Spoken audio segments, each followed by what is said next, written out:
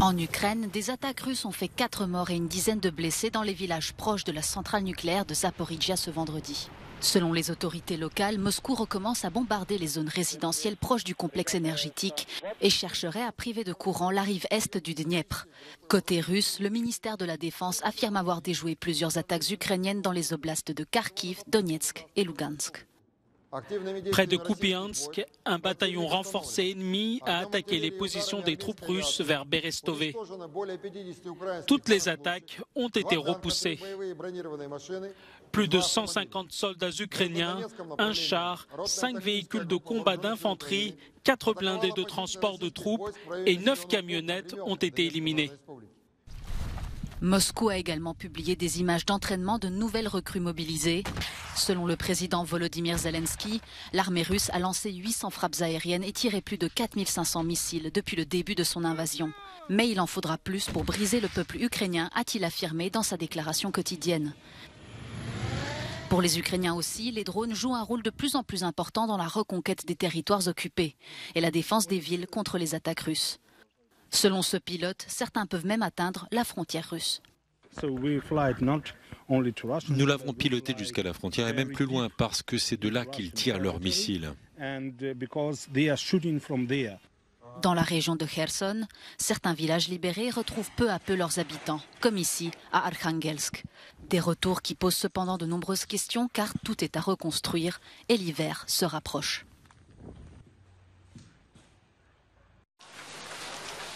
Étape serbe dans la tournée des Balkans d'Ursula von der Leyen.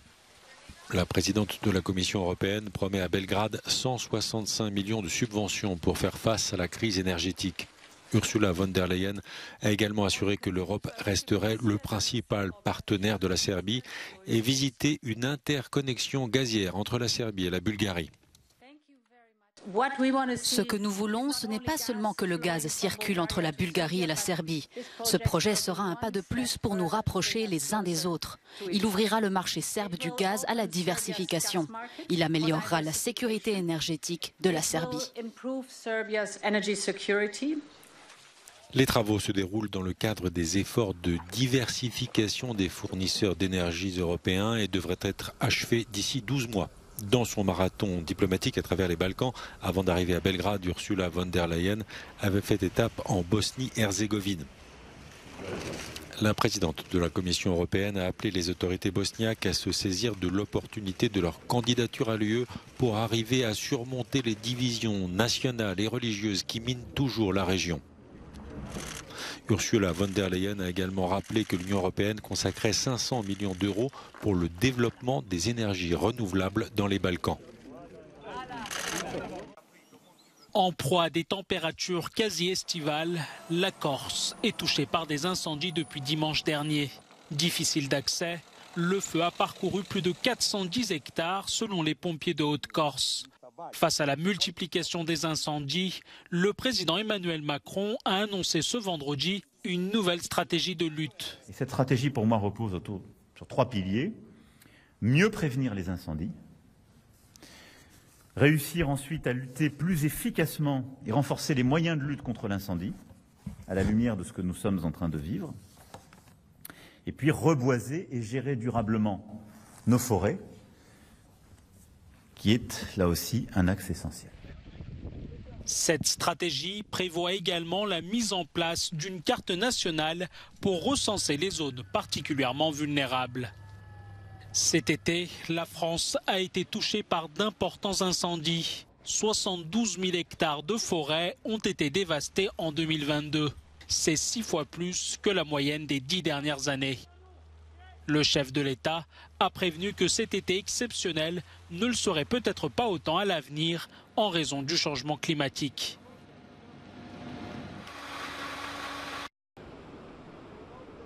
Fin octobre, baigneurs, surfeurs et sauveteurs se côtoient encore sur les plages d'Osgore dans le sud-ouest de la France. Le thermomètre affiche 29 degrés, des températures anormalement élevées pour la saison dues au changement climatique.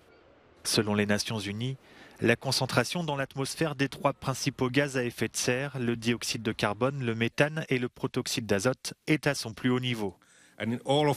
Pour chacun de ces 3 gaz, nous avons à nouveau battu des records.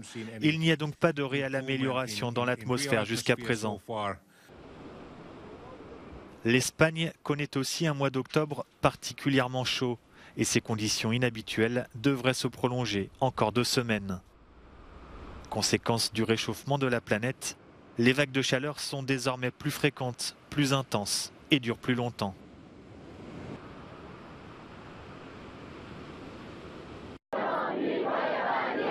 De nouvelles manifestations en Iran où 6 semaines après la mort de Mahsa Amini, au moins 250 personnes ont été tuées dans les répressions selon les dernières estimations des Nations Unies.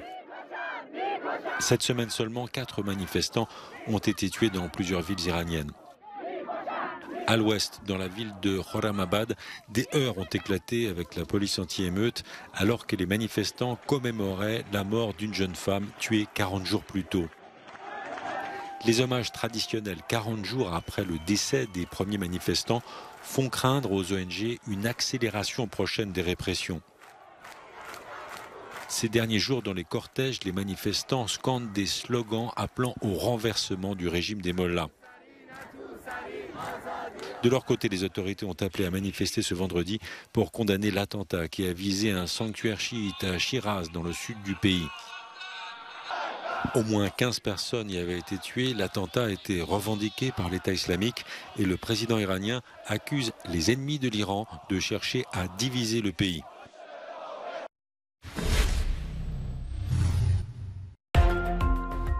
Cette fois, c'est officiel, le nationaliste pro-russe Milorad Dodik prend la présidence de la République serbe de Bosnie.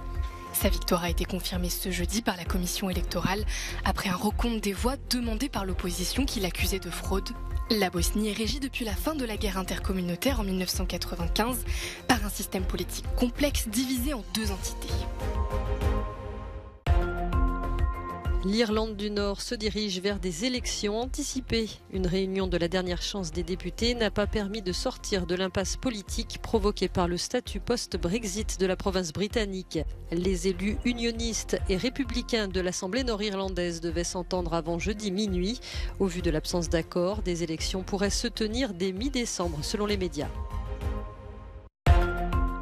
Près d'1 an après les élections législatives, le Parlement irakien vient d'approuver un nouveau gouvernement.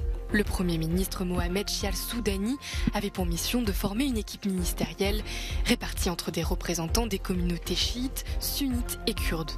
Depuis octobre 2021, le pays était plongé dans une crise politique, allant parfois jusqu'à des affrontements armés.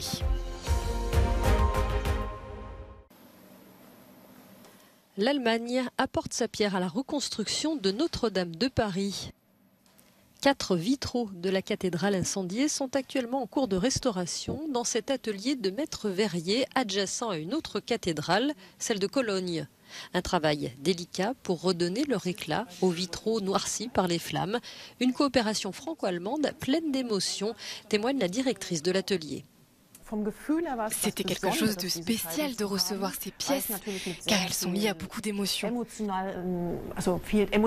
Les pièces elles-mêmes, c'est quelque chose, et puis il y a aussi beaucoup d'âme dans ce projet. Et bien sûr, nous l'avons aussi ressenti ici, dans l'atelier, lorsque nous avons déballé les pièces. L'incendie n'a pas causé d'importants dommages sur ces vitraux, rendant le travail relativement simple, explique l'une des restauratrices. L'incendie n'a pas causé de dégâts sur les vitraux. Il faut malheureusement quand même recoller beaucoup de casses avec de la colle silicone ou des Tiffany également.